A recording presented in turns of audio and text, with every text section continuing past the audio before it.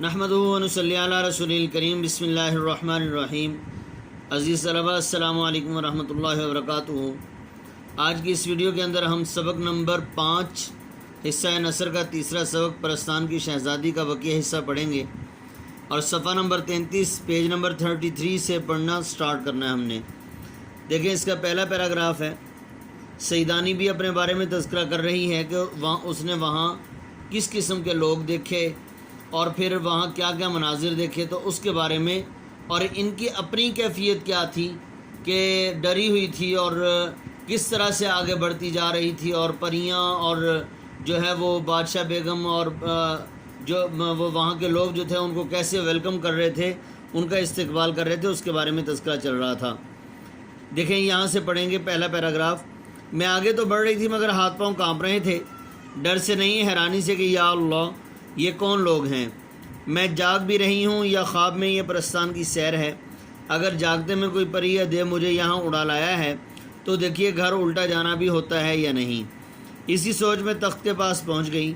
बादशाह मेरी घबराहट देखकर मुस्कुराए और बादशाह बेगम ने मुझसे कहा, आओ सईदानी भी आओ, मिजाज तो अच्छा है, मैंने सुना है कि रास्ते में तुम बहुत डरी। मैं बोली, हुजूर को दुआ देती हूँ।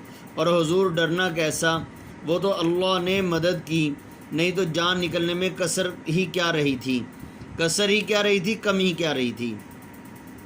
सदके मौला के नाम पर बादशाह और सारे दरबारी सरो कद खड़े हो गए।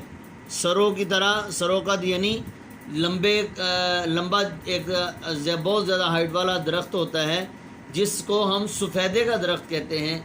अब वो सफ़ेदे के दरख्त की तरह सारे के सारे लोग बादशाह के सामने अपनी नज़रें झुकाए खड़े थे।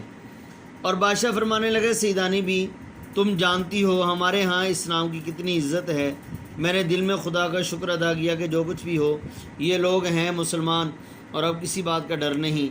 बादशाह बेगम हमको गुनाहगार ना करो। एक कुर्सी की तरफ इशारा करके बोली, बैठ जाओ। हाँ, तुम डरी क्यों थी? मैंने कहा, सरकार डरने की बात क्यों न थी। एक अकेली, दूसरे सुनसान जंगल, फिर जो मेरे साथ था उसकी शक्ल, उसकी सूरत ऐसी डरावनी थी कि मेरे औसान जाते रहे, मतलब मेरे होश उड़ गए, मैं परेशान हो गई, हैरान हो गई। मैं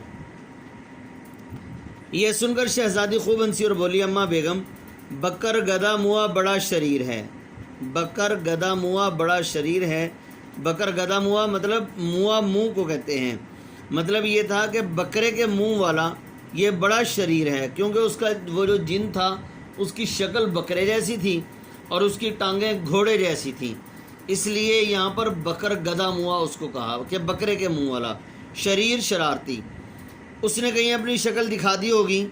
अब मेरे पेट में फिर हौल उठने लगे कि कहीं ये सारी सूरतें भी नकली ना हों। हौल उठने लगे, घबराहट पैदा होने लगी, परेशान होने लगी और बौला बौला कर चारों तरफ देखने लगी, बौला बौला कर, घबरा कर, परेशान होकर।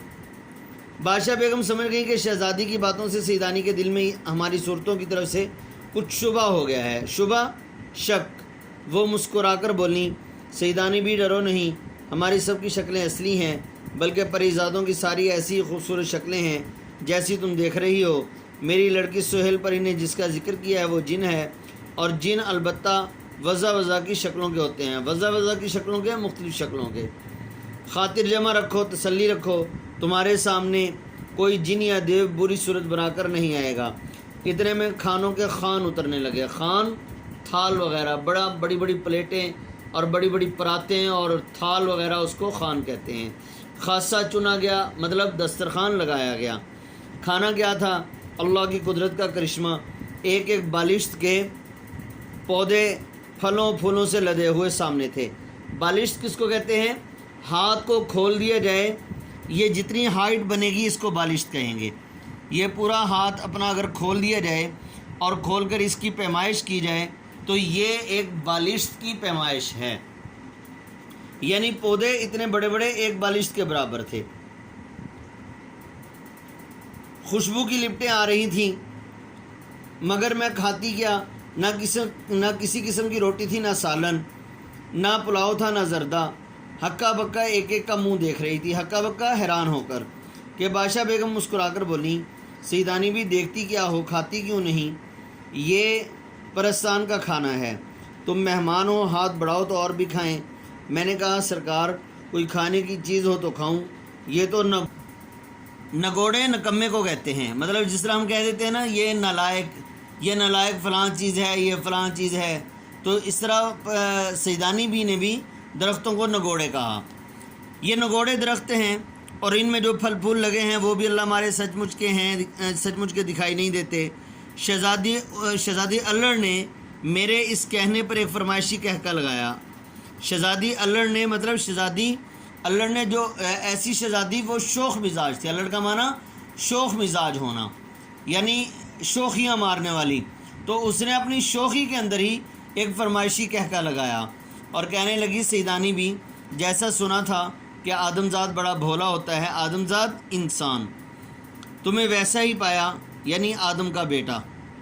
تم بسم اللہ کہہ کر کوئی بھی چیز توڑو اور کھاؤ تو جس کھانے کا دل میں خیال کرو گی وہی مزہ آئے گا۔ بیگم یقین مانو ایک زرد جو پھل توڑ کر میں نے منہ میں رکھا، کیا کہوں دلی میں تو کسی نے ایسے ذائقے کا بونٹ پلاؤ کھایا بھی نہ ہوگا۔ میر صاحب کی بیوی بولی بونٹ پلاؤ جو گھر میں چھوڑ کر گئی تھی وہی پہلے یاد آیا؟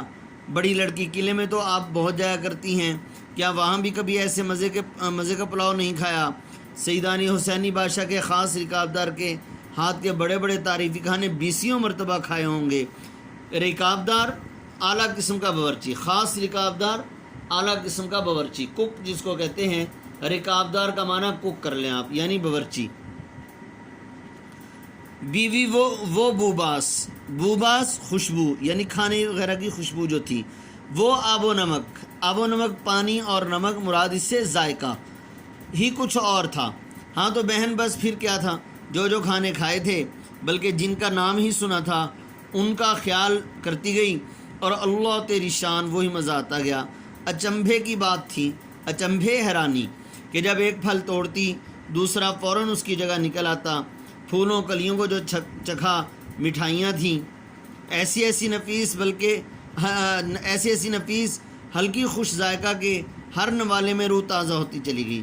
پیاس معلوم ہوئی تو پانی کا خیال آتے ہی یاقوت کا گلاس، یاقوت سرخ رنگ کا ایک قیمتی پتھر ہوتا ہے، خود بخود آ کر منہ سے لگ گیا۔